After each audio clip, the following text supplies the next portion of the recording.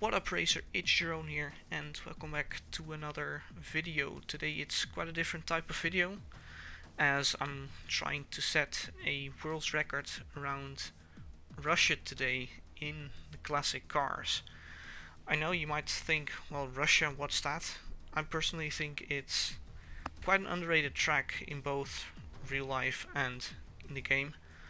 I know it's not as exciting to drive classic cars not around a classic track, and I think that's also why only very few people have set a time on the leaderboards. As you can see, only 27 players.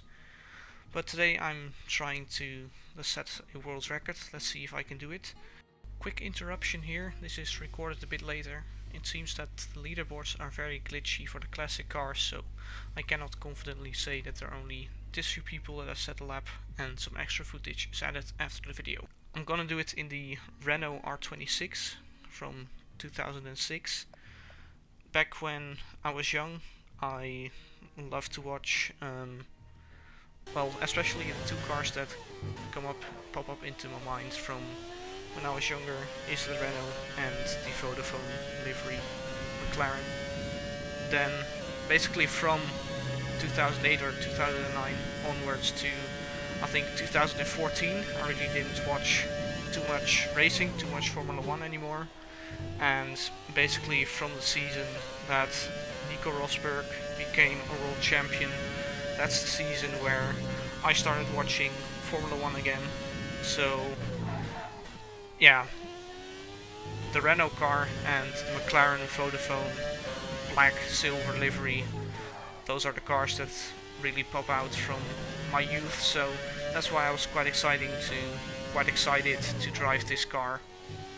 As you can see, you can brake really late with this Renault with respect to where you would brake with the normal F1 2020 cars, so it definitely took a bit of time to get used to. I'm currently driving without a setup, just trying to set a decent banker time to see what would happen when I would make improvements to the setup.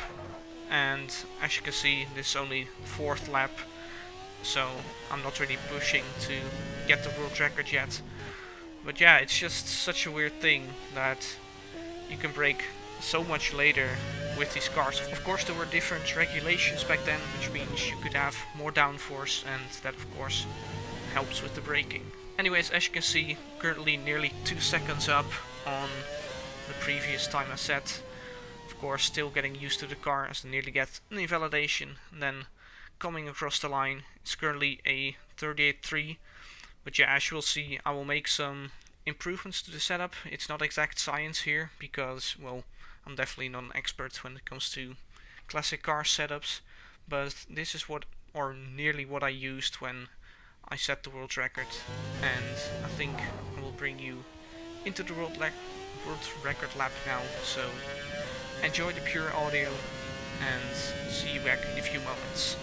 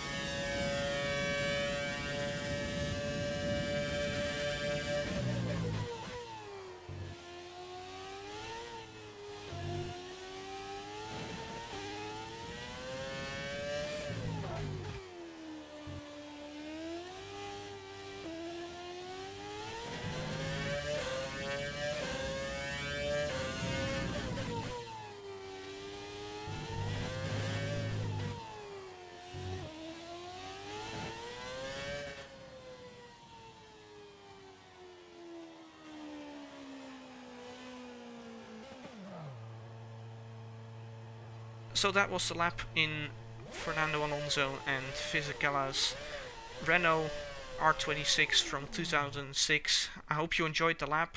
Certainly I could improve more on this time, and I also will, but that will be in the Ferrari F2004. I will already apologize for the awful livery and gloves combo I have here, so yeah, just ignore that. But if you're only here for watching the Renault bit, then you can click off the video now. But I will improve my lap time even more with this Ferrari F2004. As you can see, it is much faster on the straights, but it doesn't have as much downforce as the Renault had. But yeah, I will just leave you here for a bit. You can see me getting used to the car again. This is exactly the setup I used for Silverstone, where I have the 17th place, which I think is far more impressive than this world record. But anyways, I'll leave you with the fastest lap. Enjoy!